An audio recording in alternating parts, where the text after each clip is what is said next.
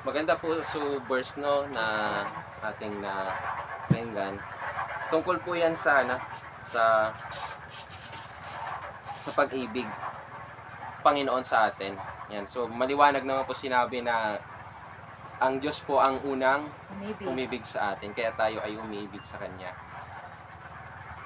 Ano po kaya sa tingin nyo yung isang dahilan kung kaya hindi makita ng isang Kristyano o ng isang tao yung pag-ibig ng Diyos? Yan. Gusto ko po mag-sharing para may maano po natin yung verse na yon. Kumbaga, mas maintindihan po natin, makapag-reflect po tayo doon sa talata. Ano po yung dahilan kung kaya minsan ang isang Kristyano, isang tao ay hindi makita yung pag-ibig ng Diyos sa atin? Kung sino po pwede mag-share? Ay, si Jelay. Dahil po siguro sa mga kasalanan nila. Dahil po nila makita yung pag-ibig. Okay, so yun. Isa sa mga bagay po is yung kasalanan. Kasi kapag nga naman nagkakasala po tayo, kumbaga ito po yung nagiging isang harang, no? Parang makikita natin na, ay, nagkasala ako. Parang nakakahiya na pumasok sa simbahan, masusunog. Diba? Masusunog. So, mas nakikita natin yung mga nagagawa natin. Pero hindi yung pwedeng gawin ng Diyos sa mga kasalanan natin. Next po, sino pa po po? Si Kuya Dante.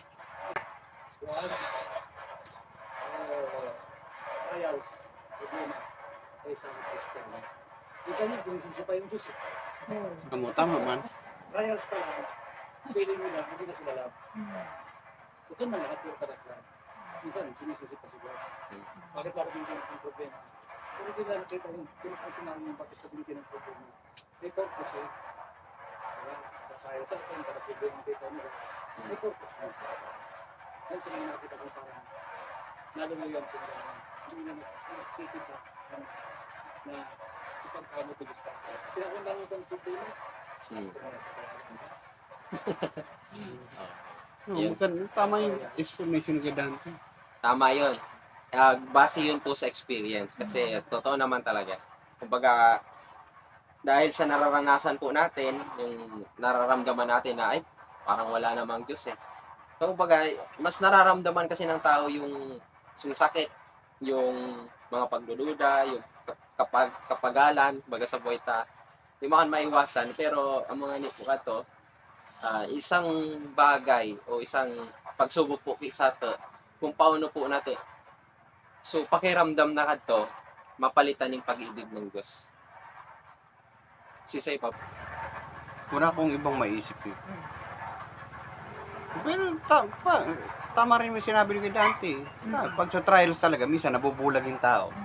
Akala niya, hindi siya love ni Lord dahil sa pinagdadaanan niya. Pero yun nga, sabi niya, di ba, sa trial, sa pagsubok na yun, na dinadaanan mo, hindi mo nakikita na, kaya yung ginagawa ng Diyos para sa iyo, para rin sa sarili mong kapakanan, para rin sa ikabubuti mo. Kasi kung hindi ka dadaan sa mga pagsubok, mga problema na ganyan, hindi ka titibay. Diba? Kung sabi nga 'di ba yung ginto para mas lalong kuminang dumadaan sa apoy para mas lalong makita yung kanyang kagandahan ng ginto. So same thing din sa atin. Ayun, thank you Kuya Mo. Sa akin man po, kung hindi natin naranasan yung pag-ibig ng Diyos, hindi natin natuklasan kung yung pag-ibig ng Diyos, siguro wala tayo sa pagkakataon na ito. Kung hindi natin nalaman na iniibig para tayo ng Diyos. Kaya yung ginagawa natin ngayon, yung pag-ibig natin sa Diyos, ito yung response na ginagawa natin. Kasi ang Diyos talaga ang unang umibig sa atin.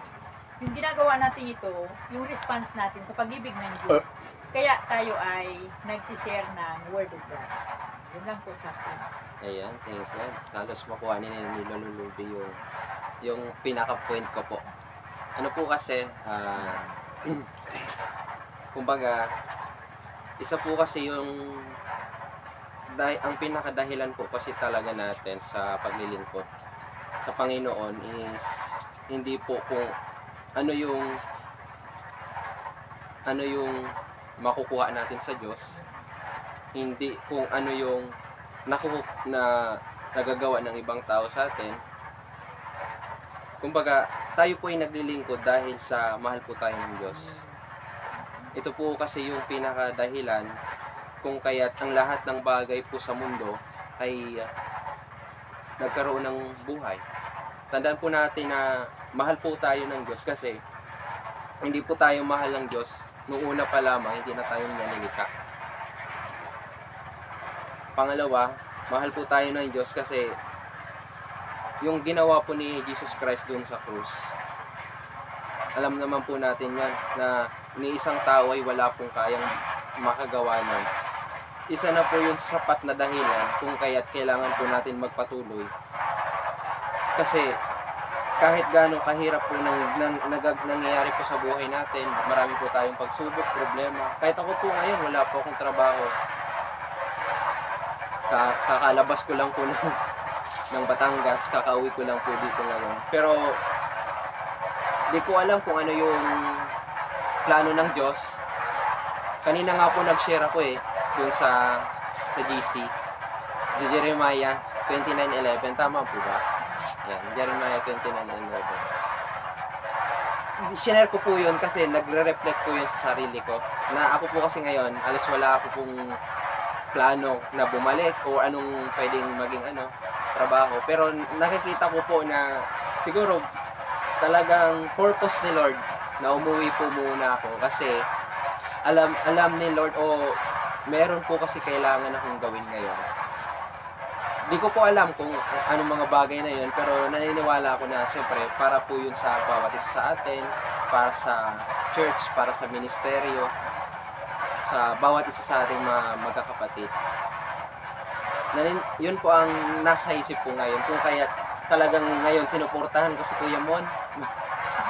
Si Kuya Mon po kasi ngayon yung nagsabi talagang magbahay-bahay. Sabi ko, saan kita kayo na Kuya Mon mamo nang magbalay-balay? Da man na ibang naisip si Kuya Mon, ide. Kaya si Kuya Mon ka nagkuhan ka dito na nagbisita po. Kinangani po si sister, amuman po, kan plano na mo ngayon. So, magbalay-balay talaga. So, baga, ma-encourage po na to sinra na nasa buhay ta kahit kadakil po kita naranasan, di po natin umalingon si Lord. Kasi, muunang-muuna pa, di po kita ni Lord nilingon.